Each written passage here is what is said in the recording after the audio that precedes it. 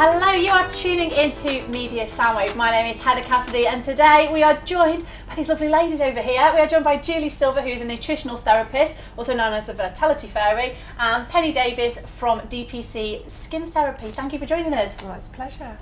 Today we are going to be talking about how to help eczema naturally. Ladies, thank you. Let's start with, what is eczema? Well, eczema is a dry skin condition. It can affect small areas of your hands, arms, elbows, or it can be more widespread and affect your whole body. It can start in childhood and go right through to adulthood. Sometimes you grow out of it, sometimes you don't. And there are many different forms of eczema, but the two main types are atopic eczema and contact eczema. And that would be more, the contact eczema is from persistent hand washing, so if you had a job in the medical profession. Yeah, doctors and nurses get that a lot, don't they, because they have to wash their hands each patient. Do you find any other professions you find come to you a lot with different things? It's such a mix actually, because of the different types of eczema, and it's such a personalised condition. Everybody is affected differently. It's actually widespread. So contact dermatitis eczema tends to be your beauty therapist, your medical profession, and atopic is just... Say, people that are doing like hairdressing must have their hands in water a lot. They must hairdressers, have it as well. big one, yeah. They have really, really sore hands. And they get allergies to the hair dyes they're using, so it's incredibly painful for them on their day-to-day products work. that they're using all the time. Yeah. It must play a big impact. It does, yeah. It's a problem for their working life, really. Julie, I know that eczema has a long-standing thing to do with why you got into the profession that you're in. How is it close to your heart? Well, when my son was just a few months old, he developed eczema. He was covered from head to foot and it just got worse. Oh my gosh. So all the doctors said was I could use steroid cream and antibiotics. Was it really inflamed? Oh, it was awful. It was just cracked and it oozed, and it was so distressing as a mother. I mean, I can imagine. My little girl, she had what they were saying at the time was eczema, and they thought she was getting eczema, and they thought she was getting a happy wheeze as well at the time. And she was very, very little, and she was breastfed, and I had to take dairy out of my diet because the dairy was passing through my milk, but it wasn't anywhere to the extent that how your son had it. It was just starting to come up, and they were trying to say, oh, she might have eczema. I was like, no, I don't think she has eczema. Let me see what there is and how we can go about it. I think actually the, eczema does stem from a Greek word, exene, which means to boil. Yes. So when you see babies with really bad eczema, they look like they've been really burnt. And I was breastfeeding and having a lot of dairy. I was told keep drinking milk, keep your calcium up because it's draining.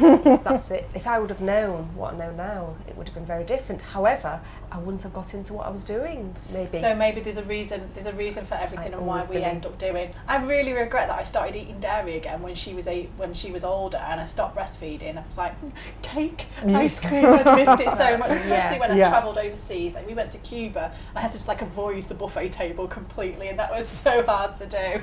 Yeah, it's difficult to avoid dairy, I think. It's hard to do. Yes, but it made me give up dairy, and I felt so much better. Did you stay off dairy then at that point? I have. At least you did as you were told. You did as you were told and listened. It was just because I felt so good. I didn't want to go back to it. I felt so good. If I look back at photos now and everyone was like, and you had a new baby, and I was so slim, and then I look at photos now like I really, really need to take dairy back out of my diet because it's not doing me any favours whatsoever. So Penny, when people come to you with things like eczema, what is the process that you go through in the clinic? Well, I always try and do full lifestyle consultation because always there is something triggering those flare-ups. Whether it is day-to-day contact with materials, wool, synthetics, fragrances, and irritants in their products. So SLS, you'll be aware of, sodium lauryl sulfate is in everything. I've not heard of that. What is it in? What kind of things is it in? Toothpaste, anything that forms shampoo, gels, body gel, anything. Toothpaste can cause skin problems. One of the first questions I ask people who get just, acne spot breakouts is, when are you cleaning your teeth? Are you cleansing before or after?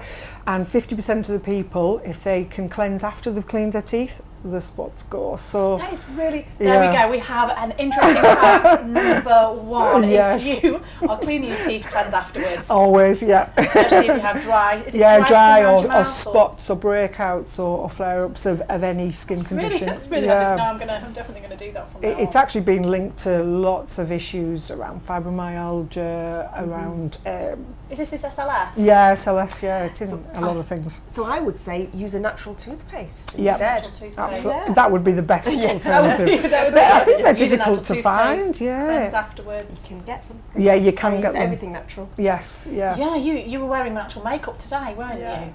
Can you recommend some good natural toothpaste and things like that if we put a piece together and a blog post on the website? Absolutely. I will. Fantastic. Oh, that's wonderful, That'd be yeah. really good to do. Yes. We'll put some natural products up there Yeah, to recommend lovely. to people.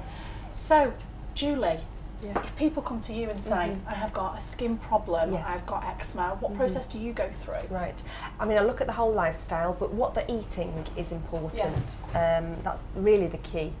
And normally it's to do with gut issues and leaky gut. So Okay. it's strengthening that. It's looking at things of, what to take out. So dairy is a very big one. Wheat, people are still allergic or intolerant to soya, corn, Right, okay. eggs, that type of thing. So it's about going on elimination diet. So it's taking out for a week. So would you then recommend introduce keeping a it. food diary then? So if you're having problems with your skin, keep a food diary, write down everything that you're eating, then change it, take things Yes. out. When is it flaring up? Yeah, I would say the main allergens though, look at that, take out wheat for a week or 10 days and then introduce it, see. And then the try them difference. specifically. It's always good to keep track though, isn't it? Oh, You keep yeah, track it of what is. you're eating. There's loads of great apps to be able to do that as well. You don't even need to do it pen and paper. If you keep track of what Yeah. you're eating, Definitely. Yeah. and then you know, okay, actually my Yeah. skin's been really sore today. What did I have yesterday? Yeah. Yeah, things track like the that. flare I mean, ups. so many people consume wheat and dairy so much, which I did every day, almost every meal I had. Yeah. Part of the British diet though, It isn't is, it? yeah. You as a It is. child have a glass of milk, have a piece of toast, have butter on your toast. And I think it's these things that we've grown up with and they're just natural and everyday part of our lives. And I think we've now got to look with the knowledge that we've got now in society and go, hold on, we've got to make some changes because why have so many people in the UK got eczema? Oh, yeah. It's Yeah. 15 million people in the UK have got eczema and it costs the NHS £169 million a year, and that's just in the UK alone. Yeah. If you look at the figures over in America and places like that, again, the figures are high, but they are really high here. If you look at the number of people that we have in the country, why is it so high? What is in our foods? What is in our products? What are we doing differently that they're not doing in other countries, which is making it worse for us? I think we have a culture issue here. I always say Toast and milk. Yeah, toast and milk. Toast and milk. My clients will have heard this a million times, but we say the eyes are the mirror to the soul, but your skin reflects everything that's going on inside. It reflects outwards, and the only way to really address issues with your skin, whether it is eczema or breakouts, is it's all about the diet. It's funny, isn't it, how different parts of our body show these different Yeah, things. Our yeah. skin shows what we're having. It Different does. holistic treatments can show, like reflexology absolutely Oh, fascinates me amazing, because yeah. it can show you by feeling where things are wrong in your body. I have reflexology now and again, and people will be able to tell me, oh, you've not been sleeping properly, and all these different things. I'm like, how do you know from my food? It's But wonderful. your skin, I know that Penny has done my skin, and she knows exactly what I've been doing, Yeah, I or do. how I've been feeling, and I can't get away Can't get away with it. You've Yeah. been out. Yes, I've been out. You've eaten too much cheese. Yeah, Yes. it's guilty all as there. charged. It's all there It right is. across my face. But I think stress as well is a major factor, absolutely. and you can always pinpoint a skin trigger, and whether it's eczema, whatever it is, there will be some event or some situation in somebody's life that has caused the flare up. So What do you think are the main causes then? Because obviously stress is a big, and I It's huge, suppose yeah. the way that it affects people's lives, if you're in pain or you're Yeah. not feeling like going out because you're Yeah. concerned about it, other people wouldn't even notice. Yeah. And so many more people have it than what people think. People Yeah. think, oh, I've got a patch on my arm, and because they notice it, they think everybody else will. Oh, of Yes. course, Nobody yeah. else would even notice Not or really. mind, or they go, actually, if they did Yeah. notice it, it might be because they themselves suffer with it, Yes. and they're more likely to notice something that they Yeah. have themselves. And when it is on the skin, especially if it's on the face, people are more likely to do something about it because it's visible, for vanity reasons that they want to kind of. If it was on like the back. backs of your legs and things like that, Yeah. you might be Not less so much, likely to yeah. do things about it. Yeah, but it's a vicious circle, isn't it? And these days we've got more pollution than ever. We've got electromagnetic stress, and there's just a lot more chemicals around and unhealthy lifestyles and diets. Diet is such a big part of it. We are bombarded constantly. I think with eczema and anything that affects the skin, it's about your skin health first and foremost. So everybody wants their makeup to sit nicely. As you say, if you've got eczema on your face, it's very visible, but the perfect primer is skin health and getting your skin into a good condition. And we do have a responsibility to look at ourselves and our lifestyle and look at what might be causing the flare-ups, and not to just go to the doctor all the time, not to go straight to the medicines and the lotions and potions. What can we do about it holistically? Yeah. Well, I would say look at all those foods that could be causing, like the allergens, the wheat, gluten, your dairy. the gluten and the dairy. I mean, sugar as well, that stresses the body. So anything that dehydrates the body. So bad for the body. Corn, soya, but also your essential fats. You know, get the right essential fats. You can get really good quality, say, cod liver oil, which vitamin A and vitamin D, so important for the skin. I was going to say, what if somebody doesn't eat meat? Because obviously, if somebody's vegetarian or vegan, they might not want to take a cod liver oil supplement. Oh, of course. What kind of things would you recommend then in the place of it? There's a vegan EPA and DHA supplement that you can get. So there's plenty of things, something like even... Again, we can add this to a blog post that we'll put together with tips of things that you can do naturally to help the skin. That'd be fantastic.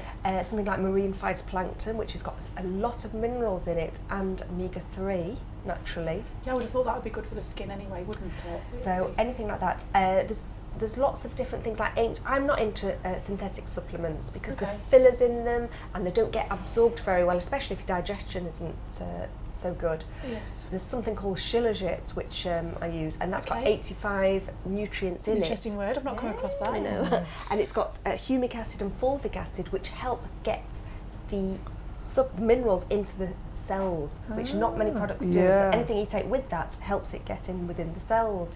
Do you recommend things like probiotics and prebiotics? Yes, but sometimes it can be too much. You've got to do it very slowly, and it's not the first steps sometimes to do. Because you mentioned leaky gut before. Yes. Can you give me some more information about leaky gut? Because you see articles and you hear it everywhere. Can you tell me what it is and how people would know if that is actually something that they're suffering with? It's kind of like holes in the gut that toxins can kind of get through. Your food can get through, so nothing is being taking the absorbed goodness out properly. of your food. No. Okay. So things like the omega fats, the omega-3, that helps to heal. Probiotics are good, and the minerals, because minerals that are lacking. So these will repair. Will they help repair it if you do have a leaky gut? Things like the minerals. Yeah. And there's things like L-glutamine which help repair. You see that in a lot of things these days. So you can take it as a supplement, but it's going in the right stages. So the first stage is just getting, a purer diet. Taking things out, keeping an eye on what you're having, adding some more supplements. Absolutely. There's no point in taking supplements when you're eating a diet that's not great, because it's like, putting fruit in a fruit bowl when there's like bad fruit at the bottom and you're putting fresh in. Completely. I see so many people that will go on diets and they'll be like, I had this salad. Well, hold on, didn't you just have fried food as well? You're not meant to have it in addition to what you're having, you're meant to have it instead of. So I guess it's the same sort of thing as that, isn't it? Sure. And another great mineral is magnesium. Everybody's lacking magnesium because it's not in the soils. I make sure I eat a lot of magnesium. So magnesium, and you can even have, you can get magnesium flakes and have a bath with that, or Epsom salt, Dead sea salt, something like that. It's really good for sleep, isn't it, magnesium? It's good for sleep, it's good for energy. Good for energy, it's good for skin, it's good for heart, it's good for aches and pains. So everybody So what needs foods it. would you recommend then for people? So obviously we've taken food out. What foods would you actually put into people's diet to help? So on a gluten-free grains, like your quinoa, that's got full of nutrients, and B vitamins as well, which is great for stress. Millet is very easy to digest. It's very alkaline, so I always show people recipes and. Oh, that's really interesting. And buckwheat, which isn't actually wheat, brown rice, or sometimes people are better digesting on white rice actually. Oh, right, okay. I've not Than had the that brown before. rice sometimes, but I like to, just see what's right for each person. Lots of vegetables, especially green leafy vegetables. Spinach is really great for magnesium, isn't it? Yeah, kale is good. Spring greens, things like that. Things like nuts and seeds. Is that because they're full of oil? Yeah. Is that helping the skin? Zinc and it's got minerals like magnesium in. Oh, okay. Legumes. But everyone is different, so what suits one is not going to suit another. For like animal protein, some people are vegetarian and vegan. Yes. So they will go to more vegan. They'll go more vegan options. But it's getting always less processed because the processing, even vegan foods. Well, if we're thinking about them, how's that going to be in our products that we're unaware of in toothpaste? I'm shocked about that. Then the stuff that's in our food, it's absolutely scandalous. Some of the things that we're actually eating, some of the preservatives and things. Scandalous is the word, actually, Heather. It is. Some things are Chinese now told, because of preservatives. I feel so shocking. I just feel like I want to go for a sleep afterwards, or I need to lie down. And how can we do this to our body? We're putting these things into our body and our bodies are just going, no, why are you doing it? Stop doing it to me. I think there's a reason for everything, and it's all about timing, and it's about listening to your body when the time is right. Because even cleaning products, even washing powders, makeup, you can get a lot of toiletries natural cleaning go products. straight into the bloodstream and will affect your gut, Well, if you think about it, our skin is the largest organ of the body. Well, so it what is, we're doing to our skin, it's like we are ingesting it. Sometimes we'll put stuff on our skin, and if you wouldn't actually, I always think if I wouldn't actually put it in my mouth, then don't put it on your skin. Don't put it on your skin, that's my I'm rule. really careful about what I'll use on my skin. People do forget that the skin is the largest organ of the body, and it amazes me. It's obviously I only study skin, so I'm a bit of a skin nerd, but it is an amazing organ, and it keeps moisture in, it keeps irritants out. And I think really back to eczema, that dryness on the skin is where the moisture factors have been damaged and the barrier function has been damaged on the skin, and a lot of it goes back to leaky gut syndrome. Yeah. So if there's ways of looking to strengthen and reinforce the skin, and it starts by cutting out the rubbish, getting the preservatives off, your plate and your body, Putting more natural products on your skin, more natural, putting more natural products into your body, using more natural products, be it shampoo, conditioner, cleaner products. Yeah, sure. We say like it's cleaning up products. A lot of the cosmetic companies are so far behind. They've still got paraben and SLS in things. And you just can't believe that this stuff isn't illegal or you must hear moved so out. many things though when people come to you. You must hear so many different cases and different reasons. Have you found anything about people when you've done a history on them, whether it's hereditary, whether more women or men are coming to you with it? What have you found? Oh, for eczema specifically, it does tend to be women actually, but that might just be that my clinic attracts a more female clientele. I do have a male client whose wife brought him along initially, so there's that to factor in. So mine may not be the correct demographic. But how do you treat eczema in your clinic then? So it's really difficult, the full lifestyle consultation, and as Julie said, sometimes it's really being honest with yourself about what you're eating, why you're eating it, what you're putting on your skin and when you're doing it, and tracking the flare-ups. I don't want to ever go down the steroid routes, steroid creams. So for me, we have a great machine called the Airlift machine, which was originally developed as a medical machine. Then they found that it was actually a great skin conditioning machine, so it's more marketed at the anti-aging market. Okay, but it has multiple uses. But it does. It has a setting on which is for eczema. So how would you use that? If I came into your clinic now and I had eczema on my arm, what would you do?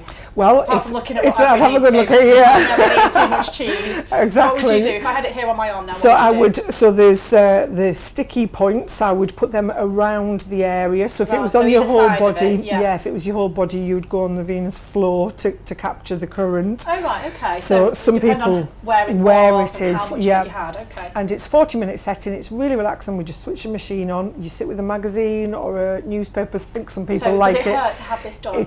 Can't feel a thing. Okay, and some people get amazing relief from it, others nothing happens, because again eczema is such a personal treatment. People can come and sit and have a treatment, but then if they're going eating things and it is down to what they're eating, it's not going to change.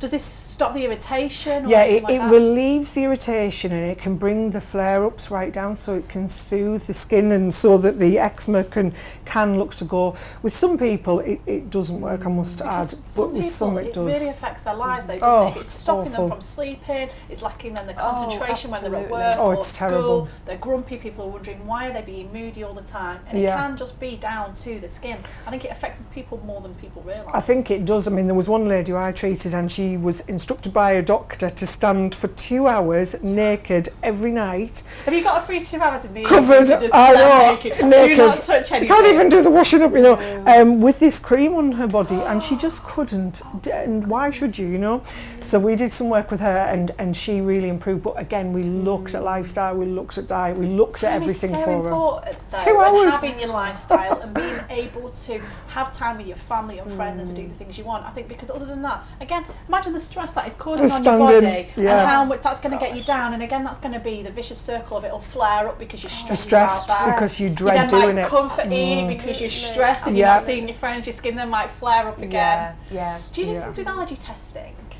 Not specifically, but when you actually talk to someone and you find out what they're eating, when they're eating, you can tell really. And actually, I think people know deep down.